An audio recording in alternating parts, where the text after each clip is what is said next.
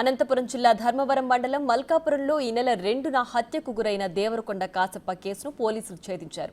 అక్రమ సంబంధానికి అడ్డొస్తున్నాడనే కారణంతోనే భర్తను సౌభాగ్య హత్య చేయించిందని పోలీసులు వెల్లడించారు. 2 నెలల క్రితం కర్ణాటక రాష్ట్రంకు చెందిన నవాజ్ బేగ్, గౌస్ పీర్లు సౌభాగ్య దగ్గర పనికి చేరారు. సౌభాగ్య, నవాజ్ బేగ్ల మధ్య అక్రమ సంబంధం ఏర్పడింది. ఈ విషయం భర్త కాసప్పకు తెలిసి చంపేస్తానని హెచ్చరించాడు. దీంతో తన భర్తను హత్య చేయాలని నవాజ్ బేగ్, గౌర్ పీర్లు కోరింది సౌభాగ్య. ఈ క్రమంలో నవాజ్ బేగ్, గౌస్ పీర్లు కాసప్పకు మందు తాగించి ఖాళీ బీర్ బాటిళ్లు బండరాయితో కొట్టి హత్య చేసినట్లు పోలీసులు వెల్లడించారు. అందరికీ నమస్కారము.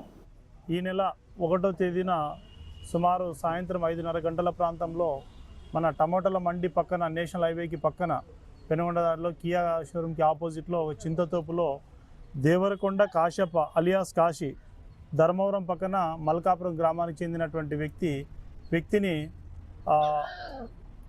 నవాజ్ బేగ్, గౌస్ పీర్, దేవరకొండ సౌభాగ్య ఈ సౌభాగ్య యొక్క ప్రోద్బలంతో నవాజ్ బేగ్, గౌస్ పీర్ అనేటటువంటి వ్యక్తులు అక్కడ చంపి పడేయడం జరిగింది. ఇందులో ముఖ్యంగా ఏంటంటే ఈ సౌభాగ్య అనే టైమే సదరు చనిపోయినటువంటి వ్యక్తి కాశప్ప యొక్క భార్య. ఈమె దాదాపు ఒక 2 సంవత్సరాలుగా టమోటా మండిలో టమోటాలు కొన్నటువంటి టమోటాలని ఇవి లోడింగ్ చేసి ఇచ్చేటటువంటి లీడర్షిప్ చేస్తూ ఉంటారు. వీళ్ళ కింద సుమారుగా 10 మంది మనుషులు పనిచేస్తూ ఉంటారు.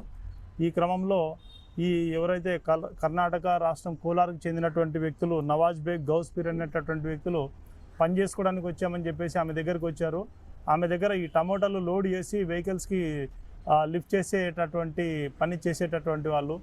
ఈ క్రమంలో పనిచేసే క్రమంలో సదరు సౌభాగ్యతోని ఈ గౌస్ పీర్ అనేటటువంటి వ్యక్తి యొక్క ఫ్రెండ్ నవాజ్ బేగ్కి సౌభాగ్యకి ఒక అక్రమ సంబంధం అనేది ఏర్పడింది. ఈ అక్రమ సంబంధంలో భాగంగా వాళ్ళు రాత్రిల పూట మాట్లాడుకునేటటువంటి ఫోన్ కాల్స్ అన్ని విషయాలు కూడా ఈ సౌభాగ్య యొక్క భర్తకు తెలిసినాయని కాశప్ప అతను తన భార్యతో కొంచెం గొడవ పన్నాడని, ఈ క్రమంలో మనల్ని ఏమైనా చేస్తాడనే ఉద్దేశంతో ఆ సౌభాగ్యనే నవాజ్ బేగ్కి చెప్పి మీరు ఏ విధంగానైనా అతన్ని చంపండి, లేకపోతే మనకి కష్టమవుతుందనే ఉద్దేశంతో ఆమె చెప్పడంతో ఈ నవాజ్ బేగ్, గౌస్ పీర్ అనేటటువంటి వ్యక్తులు చింతతోపులోకి తీసుకుపోయి ఆ మందు తాగినట్టు యాక్షన్ చేసి అతనికి మందు తాపి వీళ్ళు అతనితో రాయితో కొట్టి చంపి కనుంటి పారిపోవడం జరిగింది.